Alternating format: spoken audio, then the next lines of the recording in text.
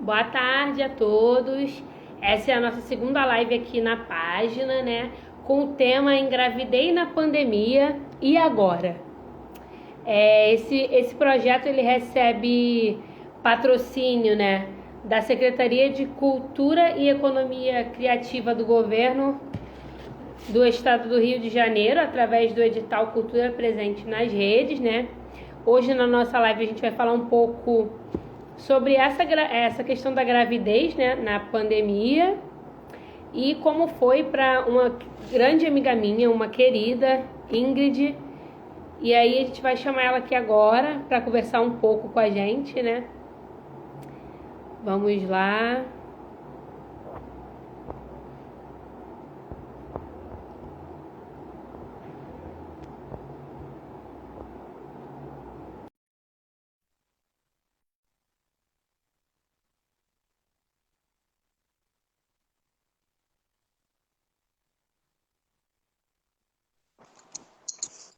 Oh, meu Deus. Ai, amiga, peraí. Erros. Oi, amiga, quanto tempo? Como é que você tá? Quanto tempo? Eu tô bem, tô empolgada pra contar essa história, porque, Ai, vamos lá, cara, mas antes eu quero que você se apresente. não, mas aí deixa eu só dar. Antes de você Aham. me contar, eu tava aqui vivendo a minha. Não tinha pensado nisso, né? Aí quando você falou, eu falei, caraca. Foi quando eu comecei a realmente pensar sobre como foi isso, tipo, esse tema, literalmente, né? Eu vou me apresentar então. Eu sou a Ingrid, eu tenho 26 anos, já fui aluna do Instituto Federal do Rio de Janeiro, cursei produção cultural, e aí devido à pandemia muitas coisas aconteceram na minha cabeça, na logística, né, da vida de uma maneira geral, e aí eu decidi que eu devia trocar de curso depois de muitas sugestões até de professores, e faço parte do pessoal Nova Iguaçu, sou do setorial LGBT de lá, trabalho no Leopoldina Hip Hop, faço freelancer de fotografia, de copywriter júnior. Na verdade, eu sou pau para toda obra, né? Eu faço um pouco de tudo. Como eu costumo dizer, né, cara? A gente é literalmente umas mulheres polvos, né? A gente faz tudo, né? E a gente vai criando mais pernas e braços conforme o tempo vai passando, né? Você já tá com 7, você fala, não, agora eu preciso de 10. E aí você vai aumentando, e quando você vê, você tá com uma bola de neve gigante nas mãos. E falando, não vou dar conta. E dando conta. Não vou dar. Não vou dar conta. Não, mas eu tenho que dar. Aí eu dou e eu fico, meu Deus, como é que eu faço isso? E aí você vai ficando, tipo, muito doido. E aí quando você vê, passou. Aí você faz, ufa. É isso, né? E eu tenho umas perguntas para fazer, né? Você já meio que sabe disso. Então, vou Uhum. começar com a primeira, né? Como é que Aham. foi descobrir uma gestação, né, durante a pandemia, né? Num cenário que, para gente que trabalha com cultura, a gente já vem de um cenário cheio de incerteza, e em meio a uma pandemia, junto às incertezas de trabalho, os medos com o que estava acontecendo lá fora, que a gente não tinha noção do que estava rolando, né? E as inseguranças em torno disso tudo, né? Do momento e do que esperar. Cara, assim, foi uma loucura. Eu acho que engravidar em qualquer momento, se você não tá planejando, é uma surpresa de qualquer forma, né? Na pandemia, então, foi tipo assim, meu Deus, um Deus nos acuda, porque não tava tendo trabalho nenhum. E foi muito inesperado porque ainda tem um contexto de que teoricamente eu não poderia ter filhos, né? Então, vejo tipo assim, uma bomba relógio na minha mão. Quando o que aconteceu, né? Eu menstruei normalmente, mas aí passou uma semana e pouco, mais ou menos. Eu fiquei com muita dor e eu tinha ovário policístico. E eu falei, meu Deus, os cistos de novo, não acredito. Aí eu fui no médico. E aí, quando eu cheguei no médico, não era cisto. O cisto sumiu e tinha lá uma criança. Eu falei, não, não é real. E aí foi tipo assim, horrível nesse sentido, porque eu tava, né, enclausurada, como muita gente ficou, não podia sair para lugar nenhum. Então, eu não sabia muito bem o que fazer com aquele momento, né? Não podia sair para se distrair, tinha que ficar em casa. E aí, dentro de casa, eram as mesmas pessoas de sempre, não que a família não seja um bom suporte, mas a família muitas vezes atrapalha nesse sentido porque ela tá muito mergulhada naquilo ali junto com você. Então você não consegue fugir exatamente daquela situação para clarear a cabeça, sabe? É administrar aquele momento e tentar ver minimamente a luz naquela escuridão toda. E confesso que foi assim, meses e meses para aceitar de que tinha uma criança ali, porque até então eu ainda estava digerindo aquela situação. Eu fiquei tipo uns 3, 4 meses muito triste, muito mesmo, tipo assim, sei lá, parecia até meio depressivo, porque parecia que eu já estava num luto de enterrar aquela Ingrid antes de descobrir que estava grávida. Parecia que eu tinha morrido. Parecia que eu tinha morrido real. E aí eu ficava o tempo todo, tipo, o que que agora vai ser de mim? O que que eu vou ser? O que que eu vou fazer? O que que vai ser do que, né? E nesse contexto de não ter trabalho nenhum. Eu lembro que no ano que começou a pandemia, eu fui ter o primeiro trabalho freelancer em outubro ou foi em novembro, se eu não me engano. E eu passei muito mal a gravidez inteira. Eu tive hiperêmese gravídica. Então, eu passei mal até os 9 meses de gestação. Eu vomitava demais. Só que eu precisava da grana, então eu fui trabalhar. Naquele dia, eu conversei com todos os deuses possíveis e falei com a criança. Eu falei assim, olha só, eu não posso vomitar. Eu preciso, não era tipo assim, o melhor dinheiro do mundo, mas era um dinheiro que eu precisava. Eu falei, eu preciso trabalhar nesse dia porque se eu não trabalhar nesse dia, eu não sei o que vai ser de mim. Fora que ir trabalhar naquele momento também era uma forma de me ver além daquela situação, de viver um pouco de mim, porque eu já não estava mais me sentindo eu. Isso muito antes de qualquer puerpério, né? Então foi assim. Eu acho que a gente só vai ver mesmo os resultados de como foram essas gravidezes na pandemia daqui um tempo, e eu acho que vai refletir até, de certa forma, no comportamento das crianças, porque é uma situação muito atípica, né? Que a gente nunca imaginou que ia passar uma pandemia, né? É engraçado você comentar isso, né? Porque comigo foi diferente, né? Eu tive o Francisco ele não foi de surpresa, eu vinha tentando engravidar. Então, mas na minha cabeça dava assim, parei de tomar o remédio em novembro. Ah, te vai engravidar daqui a um ano. E Aham. aí foi o quê? Em março, eu viajei para Petrópolis, fiz o meu filho em Petrópolis, voltei para o Rio, minha menstruação atrasou um dia, eu falei, tô grávida. Tava grávida. Ah, Então, tipo assim, foi 5 meses para eu engravidar. E aí depois, pesquisando, estudando, eu descobri que quando você para de tomar anticoncepcional, em um ano é garantia de que você vai ficar grávida, mas que você pode ficar grávida em 3 meses. E isso mudou muito, porque eu tinha planos para uma criança daqui a um ano, não uma criança em 3 meses e que porque nasceria tem no aquele final do negócio ano, né? que falam quando você para de tomar o remédio, seu corpo ainda tá desintoxicando e não funciona de maior mentira do mundo, né?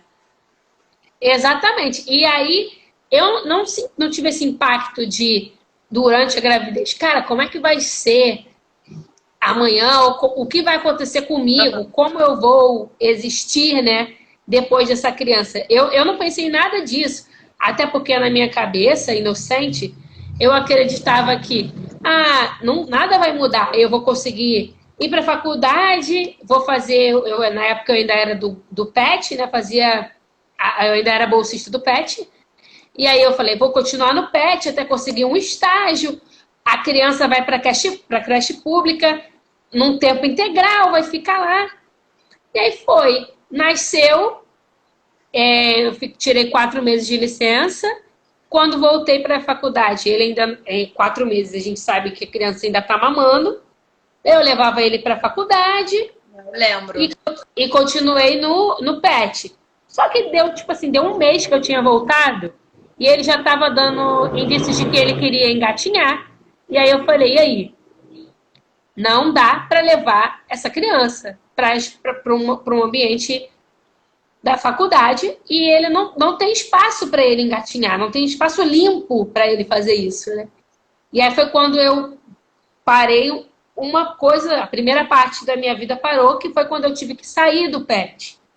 E aí eu saí do pet, aí já bateu as incertezas de tipo, e agora? O pet era a bolsa que eu tinha para minimamente comprar qualquer coisa para mim, né? Para me manter. E aí acabou isso. Então já bate essa incerteza de que e agora? Eu não estou trabalhando, ninguém está empregando porque eu tenho um bebê com menos de 1 ano e eu comecei a ficar apavorada. E agora eu tento me colocar no seu lugar, que é tudo parado, não porque você teve que mudar um plano da sua vida, porque tinha uma pandemia lá fora. Então, o seu medo era 1000 vezes maior do que o meu, porque eu voltei a trabalhar fazendo freela, né?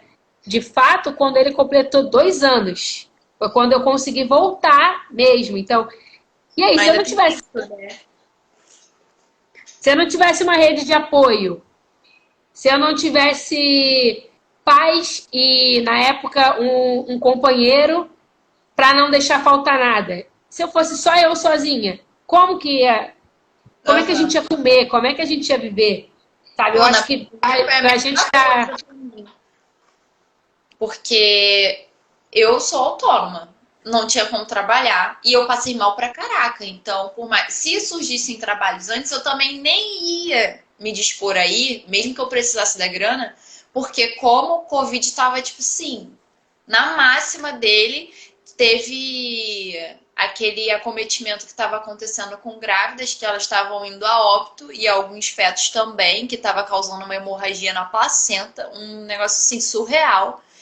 Então eu falava, mano, se eu botar o pé pra fora de casa, se eu tirar essa máscara, eu vou morrer. Eu vou matar essa criança. E aí o mais engraçado também é que você já começa a sentir uma mãe horrível, só de pensar na possibilidade de ir, e a criança ainda nem nasceu, e você já tá imaginando um cenário caótico em tudo que pode acontecer. E que se acontecer, que nem existe a possibilidade, você já é a pior pessoa do mundo, né? E aí tem aquela questão de que não tinha vacina, e ainda estavam em certeza de se grávidas poderiam tomar a vacina. Então, o cenário inteiro era caótico. E aí, para quem é autônomo, era pior ainda. Porque você ia sair o quê? Com 50 máscaras, tomar um banho de álcool gel, e ainda assim você ia ter olhares te julgando, né? Porque você tá grávida e tá na rua, entendeu? Sim. E aí o cenário inteiro não colaborava para que você se mantivesse calma, né? Tivesse uma gravidez tranquila, o mínimo possível, né?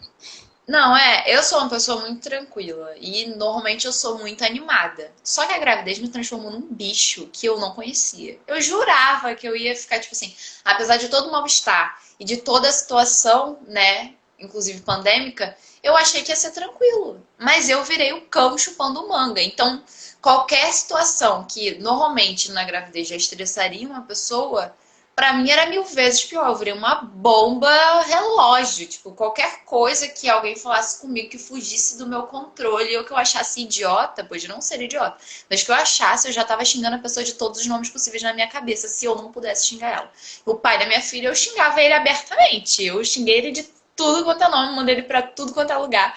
E às vezes ele não fazia nem sentido. Mas, tipo assim, muito louco pra mim. Estar grávida foi doido demais. Bem doido. Não, eu fico imaginando também essa questão de rituais, né, comuns que a gente tem na gestação, que você não teve, sabe? Você não teve o poder sair para uma festa e chegar lá grávida. Oi, galera, olha aqui, ó, tô grávida. Esse paparico, né? Não, você não me viu grávida. Ninguém, praticamente, dos meus amigos me viram grávida. Tipo, ninguém. Eu tô começando a tentar ver meus amigos a partir desse momento, tipo, 2022, eu acho que é o ano que começou tudo de novo pra mim. Porque eu não vi ninguém, ninguém viu, ninguém... Eu não sei nem como é essa experiência das pessoas ficarem encostando na barriga, porque eu não tive esse contato com muitas pessoas para as pessoas encostarem em mim. Não sei como seria isso, não tô a fim de descobrir também, inclusive. Não tô a fim de tentar de novo. Exemplo, eu não tinha muita vontade de ter um chá de bebê comum que as pessoas têm de fazer uma super festa, de receber muitas coisas, de se pintar e tal. Mas eu queria muito ter feito chá de bênçãos, né? Eu acho muito maneiro. e não tive, que eu achava muito simbólico. Eu pensava, pô, passei mal pra caraca, não vi ninguém, eu queria fazer um negócio assim mais ritualístico, de ficar tranquila pra, tipo, compensar toda essa porcaria, mas, tipo, não rolou também. Isso eu acho que de alguma forma interferiu no psicológico do processo todo. Isso foi bem também, bem limitado, né, da situação por inteiro. Ah, é, porque são nesses momentos, né? Chá de bebê, quem faz chá de Ai, a Camila tá revelação. falando nos comentários que ela não me vê há 3 anos. A gente se viu na pandemia, que ela estava em home office, ela trabalhava presencial, ela tem filhas gêmeas. E aí eu fui num momento da pandemia, eu nem lembro se eu já estava grávida ou se eu não estava, acho que não. E eu fui lá, me cagando de medo, cheia de álcool, e tinha um Uber que era todo certinho, que ele era idoso, e aí fazia corrida fechada, que a Uber também não funcionava. E aí ele me levou lá e para poder ajudar ela com as duas crianças em casa. Foi a última vez que eu vi ela, foi acho que em junho de 2020. É, foi É isso. porque pra gente, né? Por exemplo, eu tive 3 chás de bebê. Fiz um na faculdade, fiz um em casa e um na minha antiga casa, né? E aí, porque tinha uns 3 nichos de amigos diferentes. Os amigos da faculdade, que a gente sabe que nem sempre quando você chama um amigo da faculdade para ir numa festa na sua casa, talvez ele não vá. Mas se Aham, você levar a festa até a faculdade, ele ele vai vai. estar lá. E aí eu É. fiz um na faculdade, eu fiz um na minha casa dos meus pais, que eu chamei os meus amigos de infância, a minha família e os meus amigos aqui, né, do entorno, do ensino médio. E teve o chá de bebê na minha casa, que na minha antiga casa, que foi com os amigos do pai do meu filho, que eram nossos amigos também. Então eu tive Uhum. 3 chás de bebê. Tipo, é aquele momento em que você sente muito amor, né? Você recebe muito amor, muito presente também, que é muito bom pra gente. E aí, eu acho que o que vale muito mais é o amor que você recebe. As pessoas que vão ali para compartilhar aquele momento, te abraçar, te dar carinho, né? E eu fiquei imaginando como é que foi, né, para você, que você já falou, né, que você queria ter tido esse chá de bênçãos. Quando eu engravidei, esse chá de bênçãos ele ainda não era tão popular como eu vejo hoje, né? Muita Aham. coisa mudou desde 2017 para Pra... 2021 e 22. Muita coisa aconteceu de diferente nesse mundo da gente, né? Da maternagem, da criança. E aí eu fico sempre pensando sobre isso, né? Digamos se o Francisco fosse de hoje, uma criança de 2022, o que eu teria feito de diferente que eu fiz na minha gestação? Eu sempre Pô, paro para pensar eu não nisso, né? entendi do que faria diferente, mas do que tudo que você deixaria de ter feito, que faz muita diferença. Exatamente. Acho que pouca gente sabe, né? Mas eu tive filho na casa de parto, você teve filho na casa de parto. Cíntia, que estava na live passada, também teve filho na casa de parto. Eu e Cíntia somos de experiência antes da pandemia, né? Na casa de parto. E eu queria saber um pouco da sua experiência quanto gestante, naquele lugar maravilhoso, né? Dentro do contexto pandêmico. Fala Aham. pra mim. A surpresa. Eu estive na casa de parto até o último segundo. Mentira, até o último segundo não, até os últimos momentos, mas eu não tive ela lá. Não tive. Porque a bonita chegou a 41 semanas. E aí, no dia que eu era a minha última consulta para chegar lá e ver se tinha como ter ela na casa de parto, ia ver se tinha alguma dilatação. Tinha dilatação, eu tava acho que com 1 ou com 2, eu não tava sentindo nada. Só que não dava para fazer nada ali naquele momento. Eu também não quis me inteirar muito bem, porque eu também não queria me frustrar muito. Aí falaram que iam me transferir pro hospital. E eu já tava apavorada de ir pro hospital com Covid. Eu falei, eu vou morrer. Eu vou morrer. Ela vai chegar lá na hora, vão descobrir aquele negócio na placenta, hemorragia na placenta, e eu vou morrer. Aí me transferiram, foi ótimo, porque eu andei de ambulância pela primeira vez. Eu sempre quis entrar numa ambulância. E aí Eu cheguei no hospital para fazer indução de tarde, só que a indução só aconteceu à noite, umas 9h30, se eu não me engano. Aí sofri um pouquinho de violência obstétrica, acho que é de praxe, né? Sofri um pouco disso, tive minha bolsa estourada sem minha permissão, com a médica sussurrando que estava me ajudando. Só que, tipo assim, eu senti tanta dor na hora que ela estourou a bolsa que eu tentei falar, só que eu não ouvi a minha própria voz. Tipo, foi literalmente assim, ela furou minha bolsa e saiu correndo. Foi assim, e eu nunca mais... Durante o período que eu fiquei no hospital, que foram 2 dias e meio, mais ou menos, eu não vi mais aquela mulher na minha frente. E se eu visse, ela tava ferrada, porque eu tava completamente louca, louca das ideias. Eu ia, sei lá, o que eu ia fazer. E aí, eu entrei em trabalho de parto muito rápido, né, porque... Trabalho de parto ativo, porque ela furou a bolsa, então foi, tipo, Deus nos acuda ali. E aí, quando foi... Nossa, foi muito sofrido, gente. Quando foi 6h20 e pouco que a Zara foi nascer, mas eu fiquei, tipo, quase 3 horas no expulsivo. Foi uma dor do cão, assim. Mas o hospital até que tava tranquilo, não tava tão cheio. O que me frustrou mais é que, tipo assim, todo mundo tinha um bebê rápido. Todo mundo podia estar num trabalho de parto há muito tempo. Mas o expulsivo de todo mundo era muito rápido. Eu tava ainda deitada na minha maca, sentindo umas contrações, mas estava tranquila. E aí, eu escutava a mulher gritar, passava 10 minutos do choro de bebê. Aí vinha outra, era uma atrás da outra. Aí 20 minutos, a criança saía. 5, a criança saía. Quando chegou na minha vida, eu falei, não é possível. O que tem de errado comigo que essa criança não sai? Foi tipo assim, muito doido. E o mais legal pra mim, assim, a gravidez foi muito ruim por conta do mal-estar e tal.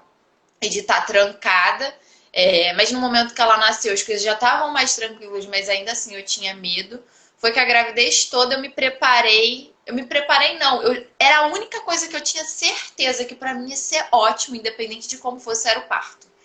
Parecia que eu tava com vontade de parir, sabe? Que eu precisava passar por aquilo e eu tinha certeza que ia ser o melhor momento da minha vida. Tanto é que se eu tivesse que passar por aquele dia, aquele momento daquela dor infernal de novo, eu passava várias vezes tranquilo, porque, sério, foi uma sensação de outro mundo, sabe? Óbvio que dói pra caraca, não tem dor que se compare, mas entendo que é uma dor do corpo normal, não é uma violência causada por ninguém. E como você se sente depois, eu acho que é muito individual. Tem gente que já sente aquele amor incondicional e tal. Mas pra mim foi muito um momento de reencontro comigo mesma antes de saber da gravidez, tipo, de voltar a alma pro corpo, de ficar tranquilona e de saber que aquela criança, enfim, ia estar, tipo, dentro do meu controle de estar saudável, de estar bem e de que eu não ia mais passar mal, sabe? Foi, tipo, basicamente isso, mas foi ótimo, assim, o parto em si. A casa de parto, no geral, foi muito boa. Elas eram muito solidárias, muito prestativas. O pré-natal, a parte dos encontros, foram todos online, né? Com a enfermeira Priscila. A gente passava por várias oficinas muito legais. E que os pais tinham que participar em conjunto. Sempre tirando dúvidas sobre tudo, sobre a amamentação. Nossa, eu fiz faculdade de amamentação naquele lugar para eu não me desesperar em nenhum momento. E eu acho que só por isso que deu certo. Porque no início, realmente, eu tive, tipo, alguns entraves de, tipo, mamilo rachar, de sair sangue. Mas eu não me desesperar, de saber como lidar com aquela situação, o que eu poderia fazer para melhorar aquilo, para eu não parar no hospital sem necessidade, para não pegar Covid também. E, tipo assim, foi a melhor experiência da minha vida. Deviam ter milhares de casas de parto. Todo mundo deveria saber que isso existe. A gente precisava esvaziar os hospitais, sabe? Não, aí você falou dessa questão das suas oficinas terem sido todas online, né? As minhas foram todas presenciais, e aí durante a minha gravidez, né? A maioria era sempre mulher, você nunca via os pais participando das oficinas. Eu acho que foi só. A que eu mais vi pai foi tipo de trabalho de parto, eu acho, e cuidados com RN. Foram as únicas em que eu vi mais pais acompanhando, né? As suas companheiras ou as mães dos seus filhos, né? E aí você traz uma questão que eu acho muito importante, né? Óbvio, muitas pessoas estavam em home office, então o que possibilitava, né, elas de estarem presentes nas oficinas, né? O que não acontecia no meu caso quando eram presenciais, porque a gente sabe que as oficinas aconteciam em dias de semana e durante a tarde, ou durante a tarde, sempre à tarde.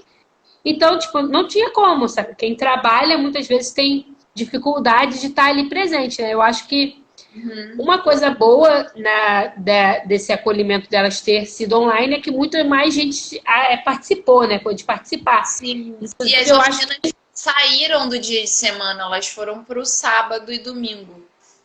Elas Ah, foram para então, o sábado de manhã, se eu não me engano. aí ficou ainda melhor, né? Além de ser online, ela ainda era num dia em que muitas pessoas não estão trabalhando, né? Então Aham. facilita muito que você tenha o seu companheiro ali com você, ou a sua mãe, ou a sua avó, quem é que seja, né? Eu acho que eu sou apaixonada pela casa de parto, eu indico para todo mundo. Falo, ah, vai ter filho, ó, tem um lugar lá em. A pessoa nem perguntou, eu tenho até que parar com isso, né? Porque É, porque vai as pessoas ficando um falam e eu papinho. já me empolgo, né? Ah, tô grávida. Ah, tem um lugar lá. Oi, Helena, maravilhoso. Meu olho fica desse tamanho de felicidade, né? Pra Aham. falar do lugar. E eu preciso parar com isso, né? Porque nem sempre a pessoa tá interessada em falar sobre parto com ninguém. Só que, É, nem sobre né? gravidez, né? Só que a gente vê que essa empolgação, porque a gente sabe que é um lugar incrível, É. sabe? E aí você quer falar, quer que a pessoa tenha noção daquilo. Aí você indica 1 milhão de livros, vai, e filmes. Vai ler, vai assistir o Renascimento Parto, que não sei o quê. Aí a Que pessoa fala, ah, tá passam bom. de tudo, né? Eles indicam muitas coisas. A oficina é assim, ó, cheia de informação. E aí você vira uma máquina sobre falar de casa de parto. Exatamente, é isso. E depois que você conhece, você se apaixona, você defende aquele lugar e você quer que Aham. todo mundo conheça. E é o que a gente sempre fala, né? A gente luta para que existam mais casas de parto no Rio de Janeiro. Sabe? Sim, Que a no gente vem Brasil, dessa né? Não tem cultura, muitos. Acho que, se eu a não me gente vem engano, umas três, quatro. em São Paulo, né? São Paulo, acho que tem uma. Em Minas não tem casa de parto, mas tem um hospital que eu não vou me lembrar o nome, que tem tipo um anexo em paralelo que é todo humanizado, como se funcionasse uma casa de parto. E no Rio, agora eu acho que vai abrir uma. Tem uma particular, que é a Casa Pitanga, que eu acho que fica na Barra, mas eu acho que vai abrir uma segunda do SUS, se eu não me engano. Não, é incrível o que acontece ali, né? E o amor com que as profissionais de lá tratam a gente, né? O cuidado, né? Eu tive parto com a residente Fabiana. Fabiana, eu amo Fabiana até hoje. Fernanda, que era uma das enfermeiras que estava lá no momento. Eu e Fernanda, a gente conversa até hoje. A gente tem o WhatsApp uma da outra. Ela virou parte da minha família, eu falo, né? Tipo, eu sou apaixonada por ela. Tipo, ela teve ali durante o meu trabalho de parto, falando: você consegue, você consegue. Ela não saiu do meu lado até o meu filho nascer. E eu acho que isso faz toda a diferença, Pô, né? Esse faz muita carinho. diferença. Faz muita diferença. É, durante meu trabalho de parto, né, no hospital, não podia outra pessoa além do acompanhante. O acompanhante é o pai, então, querendo ou não, dependendo do estado emocional que o pai esteja, ele é uma ameba. O Patrick, ele segurava o meu braço, não conseguia falar nada, eu cheia de dor, gritando, eu nem sabia mais que ele estava ali. E ele diz até hoje que ficava apertando meu braço numa tatuagem que eu tenho, porque ele dizia que quando apertava a dor passava, mas era tudo na cabeça dele, porque ele não tava fazendo, tipo, nada, nada, nada, nada. Tipo, nada. Figuração. Ele tava fazendo figuração, ele jurava que tava mentalizando coisas boas. Eu falei, cara, não tava acontecendo nada naquele momento. Eu Eu tava só tava com raiva segurando. de você, inclusive, porque você tava apertando meu braço, né? No momento eu fiquei com raiva dele, mas depois passou porque eu esqueci que ele tava ali. E tipo, eu caguei muito. Eu caguei, vomitei, me mijei. Tudo que dava pra fazer de fisiológico, eu fiz. Até o fim, até o fim, até o fim. Eu tava pedindo desculpa pra moça da limpeza, porque eu não aguentava mais cagar. E toda hora ela vinha limpar o cocô. Eu falava, moça, me desculpa, tá te dando trabalho. Teve um momento que ela já não aguentava mais me ouvir falar pedindo desculpa, sério. Foi tipo assim, muito engraçado. Depois, né? Que na hora não é nada engraçado. Não, não é. Por mais que a gente entenda que é normal, Uhum. que isso vai acontecer, Sim. toda a repressão que a gente tem sobre isso vem naquele momento e você fica com vergonha de estar fazendo aquilo, Uhum. né? Eu também evacuei durante o meu trabalho de parto. Eu vomitei, tipo, eu cheguei de madrugada na casa de parto e Uhum. eu comi uma maçã que eu tava com fome. Daqui a pouco veio uma contração tão forte que eu vomitei a maçã. Pô, Aí eu eu fiquei vomitei tipo, arroz com feijão. Nossa, foi tipo assim, uó. Eu não sei o que aconteceu, que eu fui pra cima da maca, porque eu não conseguia chegar mais na banqueta. Parecia que meu corpo não aguentava mais fazer. Eu já tava no expulsivo. Então eu não conseguia fazer mais nada. Só que eu tava em pé. Eu precisava ir pra algum lugar, porque eu tava com tanta dor que eu não aguentava nem agachar. E eu não sei como eu subi na maca. Aí eu tentei ficar mais inclinada possível e dali mesmo. Eu só me virei, não sei como é que eu me apoiei em cima da barriga, não sei o que, que eu fiz. E eu fiquei vomitando, ó, e pedindo desculpa à enfermeira toda vomitada, um negócio assim, horrível, horrível. E fedorento. Eu não lembro do cheiro no dia, mas devia estar fedorento. tipo, eu tive esse acesso de vômito. Aí a enfermeira veio, limpou. No momento em que ela limpou, eu sentei naquelas bolas de pilates. E aí eu fiquei um tempo naquela bola. Quando eu levantei da bola pra cama, minha bolsa estourou. Aí a Ai, minha sobrinha, que também era uma das minhas acompanhantes, porque quem não sabe, na casa de parto, antes da pandemia, você podia ter 2 acompanhantes é muito chique, né? no trabalho de parto, né? E aí a minha sobrinha tava lá comigo, e aí eu falei, ela tinha chamado a pessoa para limpar o banheiro, e aí eu falei, minha bolsa estourou, fala com a enfermeira. E eu desesperada, porque eu achava assim, estourou, vai sair já a criança. Ah, Não, aí, docilzão, docilzão. bobinha, né? Inocente eu. Na Aí, novela. aí fui pra banheira. Fiquei na banheira, ó, esqueci de levar a almofada para botar nas costas. Eu Ai, dava gente, várias porradas nas costas no duro da banheira. No dia seguinte eu tava cheia de hematoma, toda dolorida. Porque aí todo mundo fala, ai, quando eu conto isso, as pessoas falam assim, então você teve um bebê na banheira? Aí eu falo, não. Fiquei horas e horas e horas e horas na banheira, água caindo eternamente. E minha sobrinha pensando na água do planeta acabando. Ela mentira. falando, cara, muita água indo embora e eu fazendo força e evacuando e cheirando lavanda e nada. E nada, e nada. Aí veio a enfermeira e falou assim: então, a ambulância tá lá fora para te levar para o hospital. Ela falou: você precisa sair dessa banheira agora. Que Mano, isso? eu falei: eu não consigo. Na hora que ela falou isso, eu levantei, andei, sentei na banqueta. Veio tipo assim, 2 ou 3 contrações, a criança saiu. Eu falei, aí depois eu fiquei pensando, cara, se eu soubesse, eu tinha sentado nessa banqueta desde o início. Fiquei aqui 13 horas, Eu porque acho eu. que é isso, é isso. Se a gente sentasse na banqueta desde o início, a gente não ia sair de lá. Eu cheguei a sentar, mas em algum momento eu quis sair, porque eu acho que eu fiquei no chuveiro.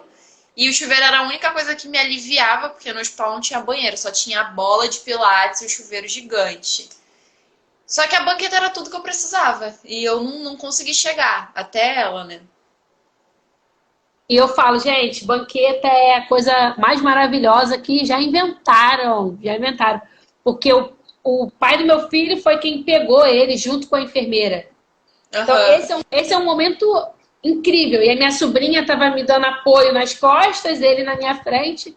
E aí, em determinado momento, antes da criança sair, começou a sair sangue. E ele ficou, tipo, apavorado. Ele fala hoje, né? Eu fiquei apavorado. Que era um sangue saindo e eu não sabia o que era aquilo. Só que por fora ele tava assim, ó. Pleníssimo. Porque se ele ficasse desesperado, eu ia olhar pra cara dele e ia ver o desespero. Eu falei, mano, tá acontecendo alguma coisa aqui. Eu ia ficar desesperado também. Aham. E aí, Não, pior, eu no acho. meu não foi nem sangue que saiu, saiu cocô mesmo. Criança nascendo, o médico veio, botou um negócio embaixo pra criança não nascer na merda. Era uns pingadinhos já, tipo cocô de cabrito. Aí veio correndo, forrou assim pra criança sair. Mas eu não sabia, me avisaram depois, né? Uhum. Então, tipo, esse é o tipo de coisa, né, que a gente tem que normalizar, sabe? A gente tá falando aqui, a gente ri, porque a gente sabe que é, e a gente acha engraçado hoje, A gente mas a sabe que gente é sabe normal. que. Exatamente, mas, e a gente sabe que no momento em que isso aconteceu, a gente também sentiu vergonha, Uhum. porque a gente tem o. A gente não fala de cocô, a gente não fala de vômito, a gente não fala de É, xixi durante o trabalho de parto, né? eu já tinha lido muito sobre, pra mim já tava tipo, ok, eu sei que eu posso cagar, mas eu não sabia que eu ia cagar aquele tanto. Tanto é que eu comecei a pedir desculpa, pelo amor de Deus, eu não sei por que não consigo controlar isso. Eu tô cagando muito, não consigo. Não consigo. É, mas é isso, tipo, são partos e partos. A gente nunca. Não tem um roteiro, né? Eu fico sempre pensando, e aí? Eu não tive nada na minha gravidez, nada. Foi, tipo, maravilhosa. Eu não tive um enjoo, amiga. Um enjoo. Não tinha nada. Meu sonho, eu vomitei. Eu pesei 47 quilos, tem noção? 47 quilos. E eu achando, pô, então a criança tá morrendo também, porque se eu tô pesando 47 quilos, não, a criança tava plena, eu que tava definhando, assim. É, e aí, aí eu sempre fico pensando em mim. Será que se eu tivesse um segundo filho, a minha gestação ia ser igual essa, maravilhosa? Sem Eu não enjoo, pode sem dor, pensar. sem inchaço, nada disso, sabe? Será que eu ia ter outro filho na casa de parto? Eu sempre penso isso. Aham. Mas aí eu vou e paro. Não, imagina só. Se é completamente diferente. Enjoo até 9 meses, vômito, inchaço.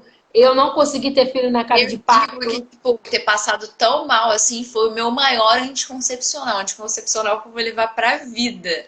Mas também, gente, sério, horrível. Mas o parto, eu acho que, mesmo que fosse pra pessoa não ficar com a criança pra ela. Pô, o parto é maravilhoso. Sério.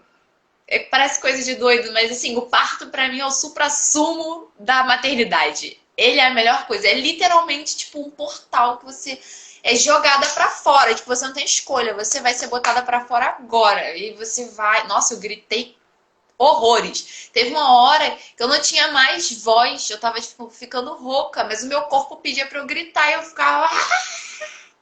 Pô, eu gritei horas e horas e horas. Eu acho que, tipo, todo mundo que tava dormindo acordou. Deve ter sido o ó. Quase expulsa do hospital por gritar demais, né? Era Tipo, literalmente atrapalhando o sono das expulsivo. pessoas, né? Expulsando a criança e outras coisas mais. É isso. Agora eu quero que você fale sobre o puerpério na pandemia, né? Como é que foi passar por isso tudo na pandemia, né? Porque é um momento em que a gente está muito sensível, que tudo, Olha, qualquer, caiu uma agulha no chão, a gente já tá ou chorando ou puta porque aquilo aconteceu, né? cara, olha só. A pandemia trouxe uma coisa, tipo, muito interessante, eu acho que para muitas pessoas, para várias famílias, do excesso de cuidado. No momento que eu engravidei, eu morava com meu pai e o Patrick morava com os pais dele. E aí, só que, tipo assim, eu em nenhum momento me imaginei morando com o meu pai, com uma criança, e nem imaginei morar com o Patrick e com os pais dele. Tipo assim, isso pra mim era uma. Porque eu já tava uma grávida insuportável de pé da vida com todo mundo. Então eu não consegui imaginar aquele momento que eu queria estar em paz, enfim, sem passar mal. Com várias pessoas ao meu redor querendo cuidar, achando que a gente fosse ficar doente a qualquer momento. Eu falei, não, eu falei, então nesse momento eu vou para um lugar tranquilo. Aí foi quando eu fui morar em Araruama, né? E aí o puerpério em si, emocionalmente, demorou para bater em mim porque eu me isolei completamente de tudo que poderia, ou da maior parte das coisas que poderiam atravessar isso. Que eu sempre falo que o puerpério não é difícil porque aquela criança nasceu, porque aquela criança depende de você, ou porque você está se descobrindo. Acho que se fosse só isso, mesmo, óbvio que tem casos e casos, eu acho que ainda dá pra levar, empurrar com a barriga. Mas as pessoas são muito estressantes pra você. Mesmo quando elas estão querendo ajudar, mesmo que seja com muito amor, com muito carinho, elas te atropelam nesse processo. Elas atropelam a sua ligação com aquele momento. Elas atropelam o bem-estar de toda a família. Tudo fica muito desestruturado e, obviamente, abala muito. Então, nos primeiros meses, pra mim foi bem tranquilo. Até porque eu tive um bebê que é um bebê muito calmo. E aí tinha um pouco disso. Quando eu retornei para o Rio, passei a vir mais para o Rio, que foi quando entrou muito essa questão de ter muito palpite, de ter muita intromissão, isso, aí o puerpério bateu forte aqui. Foi quando eu realmente comecei a me sentir estressada, comecei a me sentir muito triste, ficar me questionando por que eram essas pessoas que estavam ao meu redor. Eu ficava imaginando as pessoas morrendo na minha cabeça, sumindo, desaparecendo. E assim, se não fosse, eu dou mérito a mim mesma, porque eu não tive como pagar terapia, senão eu teria pago, porque eu acho que é fundamental, independente do puerpério que você espera ter, ou do que você esteja tendo, que você tenha um acompanhamento psicológico, no mínimo para desabafar, por mais bem que você esteja. Porque ninguém no mundo vai te entender. Ninguém vai entender por que um copo cair no chão e quebrar talvez te deixe muito irritado, ou te deixe muito triste, ou que uma palavra que talvez para a pessoa seja uma palavra ok, para você foi a pior palavra do mundo e você tem que ficar se explicando por que você tá triste, por que você tá irritada, por que você tá cansada.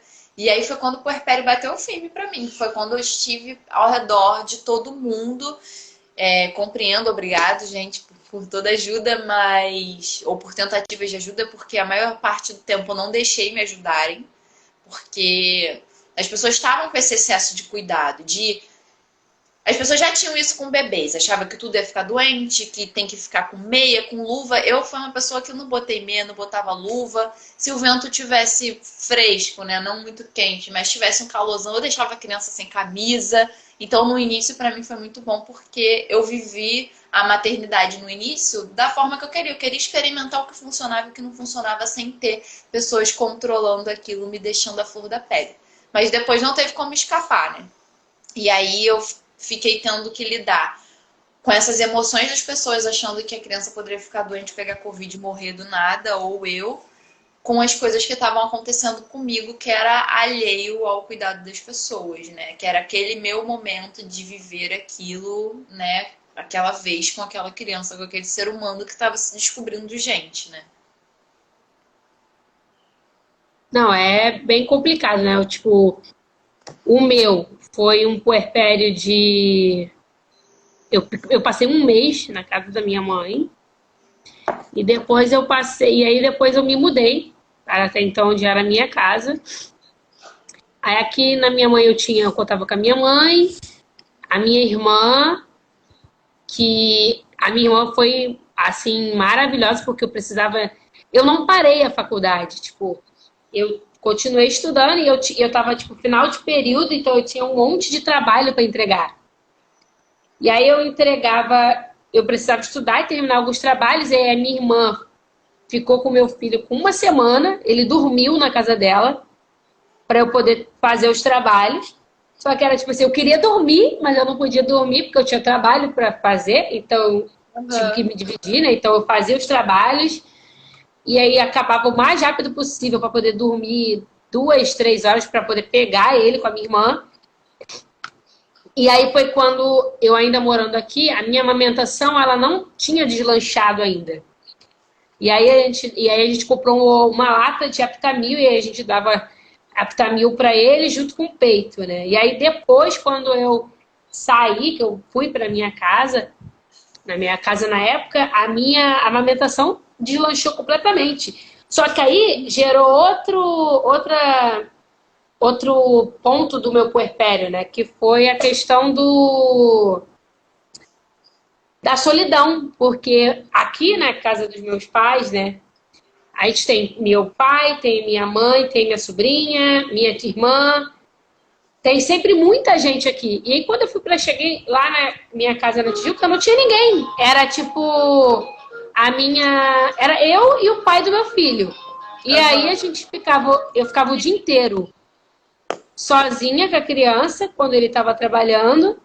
E eu comecei a fazer o quê? Ligar televisão, eu deixava a televisão ligada o dia inteiro só para ter um barulho dentro de casa, porque o silêncio me incomodava. Ou eu passava boa parte do dia dormindo com a criança. A criança dormiu, eu dormia.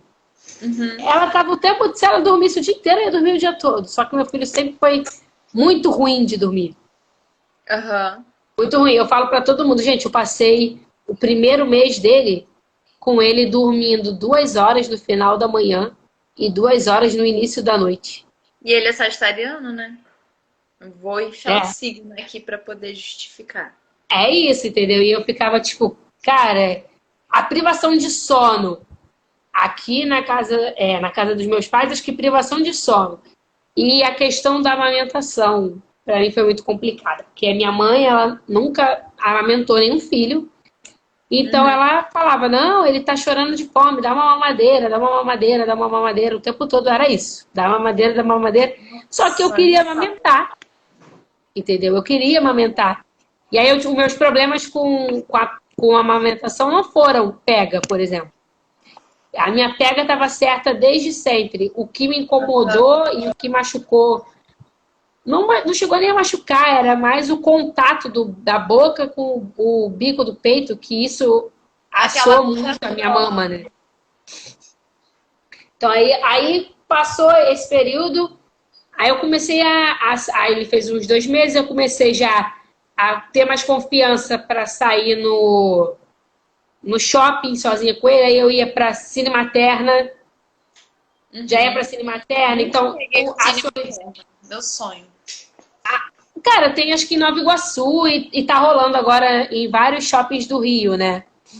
Mas eu acho que em Nova Iguaçu tem, eu não sei. Eu sei que no Rio tem 5 ou 6 shoppings, né? E aí eu ficava sempre nessa. Quando era dia de Cine Materna, eu adorava, porque eu sabia que eu ia encontrar outras pessoas em situação como eu, então a gente ia conversar minimamente, então a minha solidão, naquele momento, ela diminuía, né? E aí eu comecei a procurar outras coisas para fazer. Pegava e descobri, a partir de 4 meses, Conexão Bebê no Oi Futuro. Aí eu acordava cedo, sábado, levava a criança para o museu, e aí conversava com outros pais. Depois emendava no Palácio do Catete, aí ficava na grama com a criança, brincando. Então, isso foi mais tranquilo para mim. Né? Tipo, depois que eu tomei mais confiança que, tipo, eu vou conseguir amamentar, eu consigo manter esse ser vivo, eu acho que o meu puerpério se tornou um pouco mais leve. Mas eu costumo dizer para as pessoas que o meu puerpério acabou quando meu filho fez 2 anos. Antes disso, eu vivia com tristezas e incertezas muito loucas na minha cabeça, sabe? E a todo momento você fica, eu tô fazendo alguma coisa errada, tá tudo errado aqui. Essa criança vai morrer de fome. Que você tá enlouquecendo. Você fala, caraca, o que tá acontecendo comigo? Sabe? Tipo, ninguém.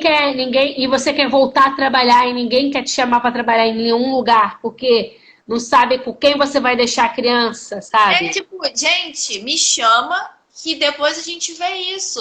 E uma coisa que vocês falaram na outra live é que a galera diz que quer te chamar, mas também não proporciona um ambiente que você possa, né, ser incluída de fato e que seu filho seja incluído. Que aí você também não precisa pensar em coisas mirabolantes para saber como é que você vai ganhar o seu dinheiro, né? É isso. E também aquilo, né? Me chama, sabe? Eu vou dar um jeito. Chama, né? Entendeu? Eu vou dar um jeito. Se eu vou precisar deixar ele com alguém, ou levar ele comigo, ou, sei lá, pagar alguém para ficar com ele, isso sou eu. Eu quero que vocês me chamem, eu quero que vocês me vejam como profissional, não como a mãe do Francisco, ou a pessoa que tem um filho. Não, você tem que me chamar para os trabalhos pela profissional que eu sempre fui. Entendeu? Eu acho que é isso também que falta, né, das pessoas olharem pra gente depois da maternidade, voltar a olhar pra gente com o olhar de mãe, né? De mãe não, de pessoa. Porque de mãe olha o tempo todo, né? agora, quando você falou, de vocês me olharem como uma profissional que eu fui, porque parece que a gente morre, parece que todas as nossas partes morrem, né? E aí a gente fala até no passado, porque para as pessoas meio que você deu uma morrida, assim, né? Eu ia até falar isso no início e esqueci. Eu acho que de alguma forma as pautas sobre maternidade e o feminismo em si, que eu vejo como coisas que estão separadas, em determinados grupos sociais, mesmo falando de feminismo, as pessoas ainda não estão falando sobre maternidade e nem sobre todas as maternidades. E eu me incluo em momentos que algumas amigas estiveram grávidas, eu não era tão presente, eu me achava super feministona. Mas aí, depois de um tempo, eu fui parar e pensar, né, por que que isso não acontecia? Porque no nosso meio, quando a gente não tem ninguém que é mãe por perto, a gente não faz o assunto maternidade ser algo presente no nosso meio, mesmo que a gente não tenha que lidar com isso de alguma forma. E isso deveria ser assunto para todo mundo, qualquer grupo. Então eu acho que isso faz falta na hora de que uma amiga está grávida, de que todas as amigas estejam lá, porque parece que é um processo muito individual daquela mulher, porque ela está se tornando mãe. Você, não é que você vai ser uma pessoa ruim, mas é um processo dela que você não entende, você só fica elaborando coisas sobre a vida dela, mas você não encosta, porque aquilo não é um assunto seu, né? Já na minha gravidez, eu já não senti tanto isso, apesar de eu estar distante. Eu acho que os discursos já chegaram nesse pedaço da maternidade. As pessoas já conseguem alcançar a gravidez, conseguem se fazer presente naquele momento. Mas a partir do momento que ela nasceu, e aí, tirando o fato da pandemia, quando as pessoas começaram a se encontrar, eu já senti falta de que as pessoas que estavam próximas antes na gravidez já não estavam tão próximas depois que a criança nasce. Mas aí é o que eu falo, o braço do discurso ainda não alcançou ali. Eu sei que é um movimento que vai se fazendo aos poucos. E é uma crítica também, né, gente? Por quê? Tipo, o discurso não chega na gente, mas então vamos chegar até o discurso, né? Vamos alcançar essas práticas de estar chegando junto ali. É bem isso mesmo, né? Tipo, a gente fala sempre que muitas amizades ficam, né? Pra trás, ficam no nosso passado depois que a gente tem um filho, né? E novas amizades chegam. Tipo, Sim. eu e Cíntia, a gente nunca foi muito próxima durante a faculdade. E aí nasceu Francisco, nasceu Maria Alice, e hoje eu e Cíntia somos super amigas. Ao mesmo tempo em que ela separa, ela traz muita gente nova. Sim. É um grupo muito diferente, se forma, né? Pessoas à nossa volta, novas chegam. E é tudo muito louco, porque Um muitas vezes a movimento gente sente, também né? cíclico de tipo, as pessoas que se separam em determinado momento, depois de um certo tempo, eu acho que também de um processo de cada um entender o que aconteceu, por que aquela ruptura se deu, as pessoas se encontram de novo.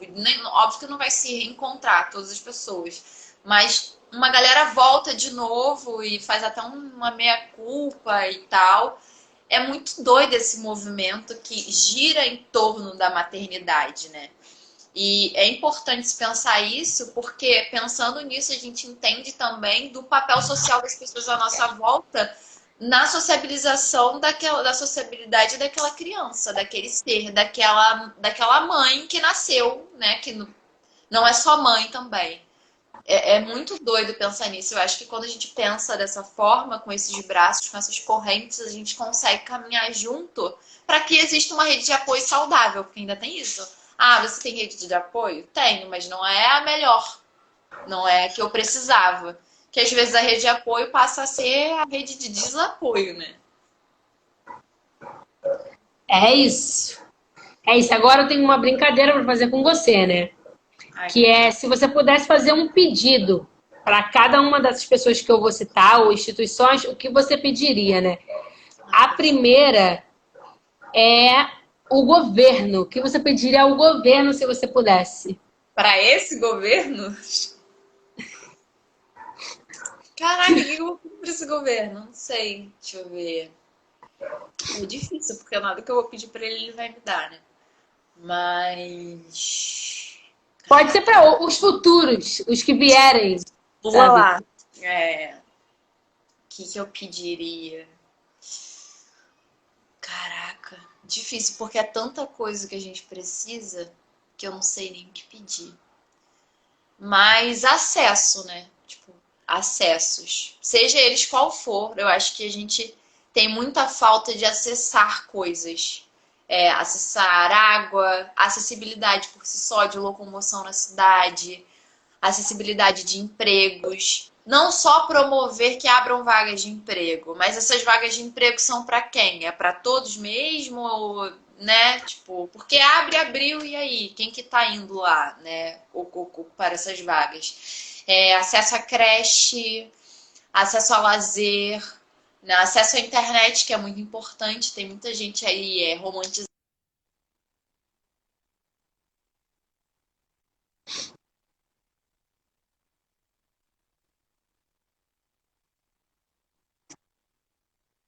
E acho que caiu.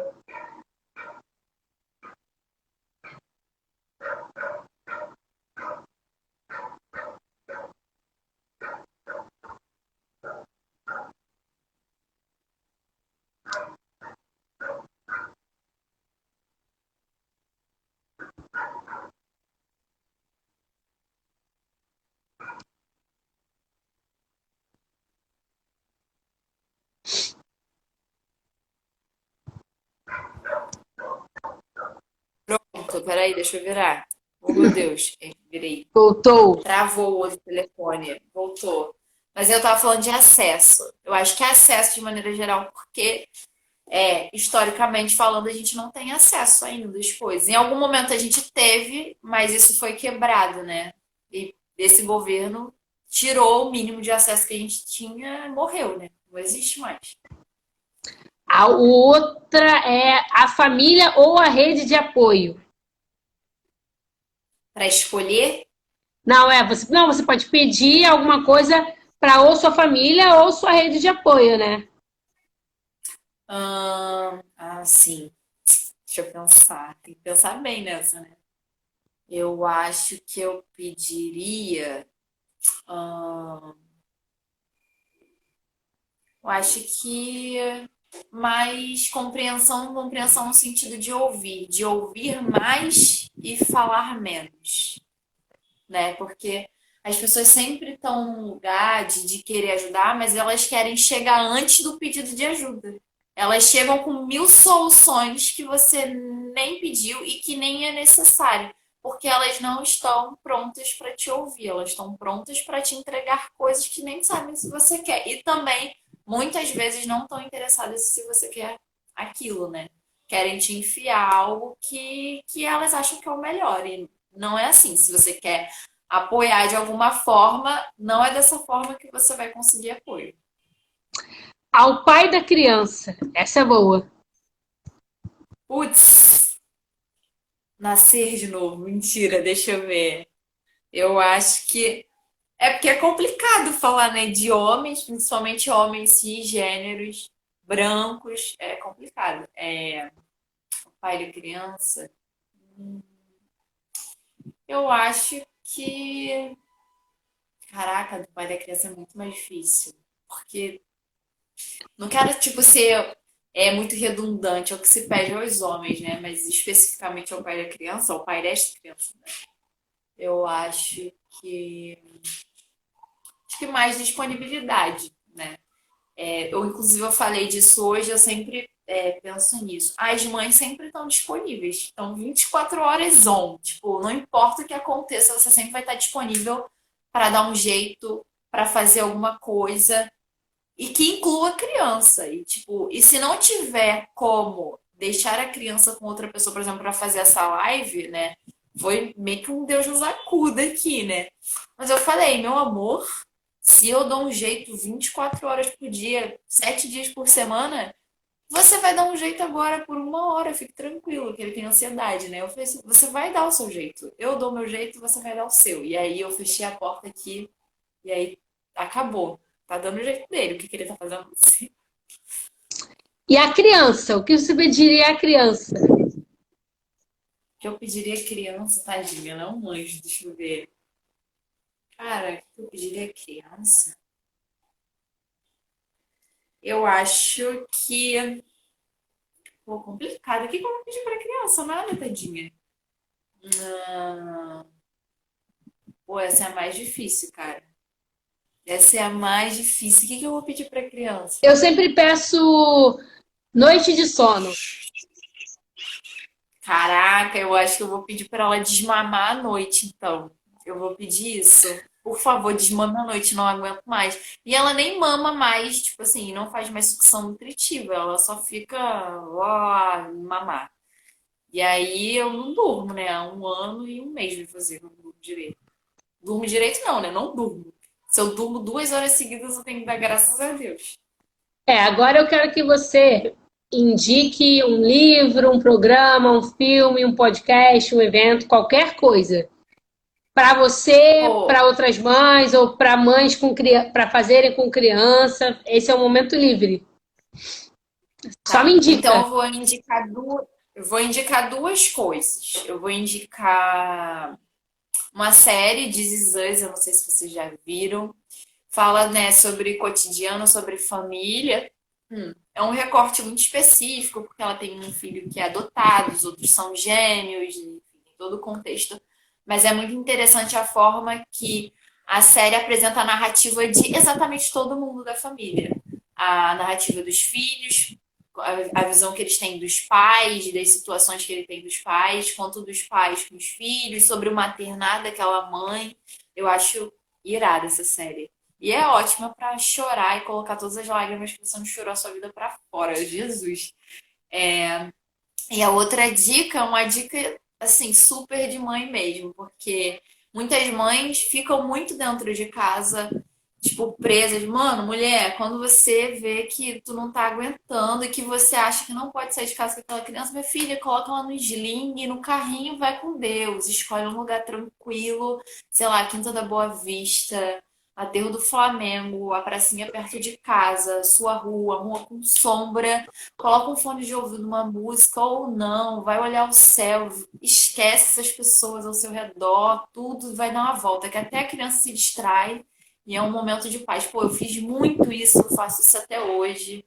Às vezes eu tô, tipo assim, muito cansada, aquele dia que tu assiste a criança fazer merda, porque você tá, tipo assim, acabado. Aí eu falo, ah, não, eu vou inventar alguma coisa pra fazer na rua, vou pagar uma conta, vou fazer compras de coisas que não existem, e aí eu vou na rua e compro as coisas que não existem em Google, tipo, não sabia que precisava comprar arroz, eu li o armário tinha arroz, eu vou comprar arroz, né? E aí, enfim, eu acho que essa dica ainda é mais valiosa do que assistir a série.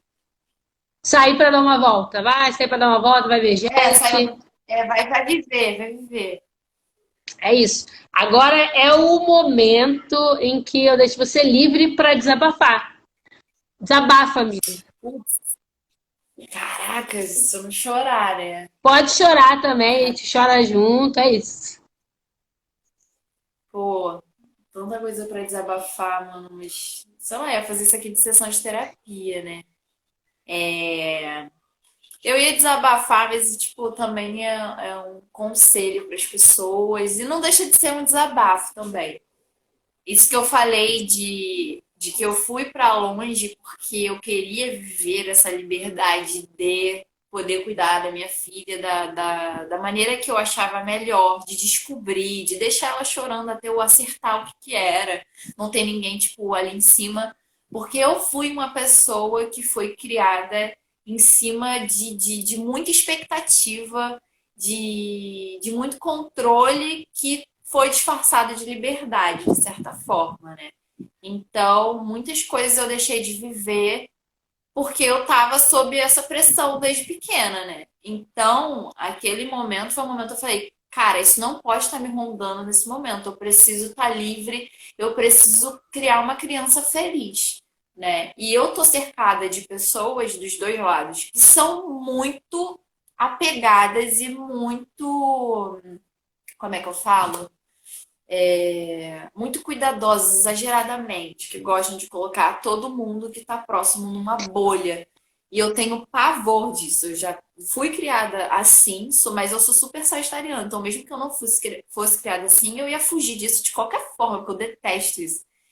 E porque, cara, isso me travou na minha vida de diversas formas. Tanto que literalmente o parto foi um portal para mim, porque parecia que eu queria que aquele momento chegasse, porque ali eu ia jogar tudo isso lá, sabe? Foram experiências que me frustraram muito, me deixou triste por anos, porque nada na minha vida andava. Eu entrei na faculdade que eu queria, mas eu não tinha certeza se aquele era o momento certo, mas eu entrei porque eu fui pressionada, sabe? Então acho que isso também o momento do parto foi o momento que tudo isso foi morrendo, que todas essas dores foram saindo de mim. Eu acho que, óbvio que teve a violência, né? Tipo, de ter tido a minha bolsa rompida sem meu consentimento. Mas eu acho que ali naquele momento saiu um pouco da dor de tudo para que eu pudesse cuidar da melhor maneira da minha filha, para que eu me desfazesse disso, né? Para não passar nada disso para ela e para a gente ter um momento tranquilo. E por isso que eu fui para longe, porque eu queria que ela tivesse conectada com um lugar que tivesse cheio de natureza, que tivesse vento, que ela pudesse curtir o silêncio, para que ela soubesse a preciosidade de ser livre para, sei lá, colocar uma terra na boca, de, sei lá, e para eu ser livre também de tentar descobrir se ela estava com cólica ou não, mesmo que ela estivesse chorando há 30 minutos desesperadamente, para que nada além de mim me controlasse, sabe? Para que eu pudesse estar em paz com a situação, mesmo que ela estivesse total fora de controle. E eu acho que foi a melhor coisa que eu poderia fazer pra mim. E, tipo, se eu, criança, tivesse na minha frente agora, eu acho que ela ia estar super feliz de se ver livre de algo que ela achou que nunca ia se desprender dela, assim. Eu acho que foi a minha maior realização. E se desse pra morrer daqui a 10 anos, que eu ia falar morrer agora não vai estar dando, galera. Não vai dar, porque criança ainda é criança. Mas se desse pra morrer daqui uns 10 anos, só com isso, eu acho que já ia ser a maior conquista da minha vida, porque essa coisa do controle, né, vinda dos pais, eu achei que era um bagulho que, tipo, nunca ia sair de mim. E parece um bagulho bobo, mas é um negócio que te aprisiona total, assim. Principalmente quando é desde criança. É, tipo, um bagulho assustador, bizarro mesmo. Me desabafo, eu não chorei, porque Tá tô pleníssima, aqui, sem nenhuma lágrima. eu tô seca aqui, ó, seca. Amiga, é isso. Eu quero agradecer por você ter participado. Foi ótimo, foi leve, foi gostoso essa troca. Espero que isso tenha sido divertido para você, tenha sido um momento leve no seu dia, que a gente sabe que é o Dia das Mães. É uma loucura, é eita atrás de eita, né? Então eu fico muito feliz de poder Sim. proporcionar esses momentos, né? De uma conversa. A gente falou sobre nossos filhos, a gente falou sobre a nossa vida. Mas é isso, foi de uma forma leve, foi divertido, foi uma troca. E esse é o intuito do meu projeto mesmo, né? Então é isso, obrigado. E quem sabe a gente não faz um Engravidei na Pandemia parte 2, pra gente falar, que tem muito para falar ainda. Caraca, não é, e destrincha o tema, Engravidei na Pandemia, parte 2 subtema, com um sub do subtema, porque tem coisa para falar pra caraca. E eu queria falar do projeto, que é um projeto incrível, porque a gente sabe que mães no seu dia a dia não tem uma forma sempre, né, de desabafar, de colocar alguma coisa para fora. E às vezes isso é o que falta, porque a gente fica vivendo a maternidade 24 horas, a gente não é só isso 24 horas. E esse momento aqui mostra que não é só isso 24 horas, sabe? Eu também tenho o direito e tenho que ter outros momentos que não sejam só isso, porque eu não sou um robô mãe, né? Eu sou uma pessoa que faz mil e uma coisas além de ser mãe. E isso é precioso demais, sabe? Tipo, uma hora aqui é tipo uma hora se sentindo viva, só eu. Tipo, eu existo com a minha amiga que também tem um filho, mas que ela existe além dele, dessa vida com ele. Isso aqui é tipo um cantinho de reconforto, né? De Ah, explodir para um obrigada. abraço, assim. Amiga, te amo. Manda um beijo pra essa Te neném amo linda. também. E é isso, Manda gente. beijo pro Francisco Pode deixar. também. É isso, gente. Esse foi mais uma live da gente aqui no projeto. Até a próxima. Beijo!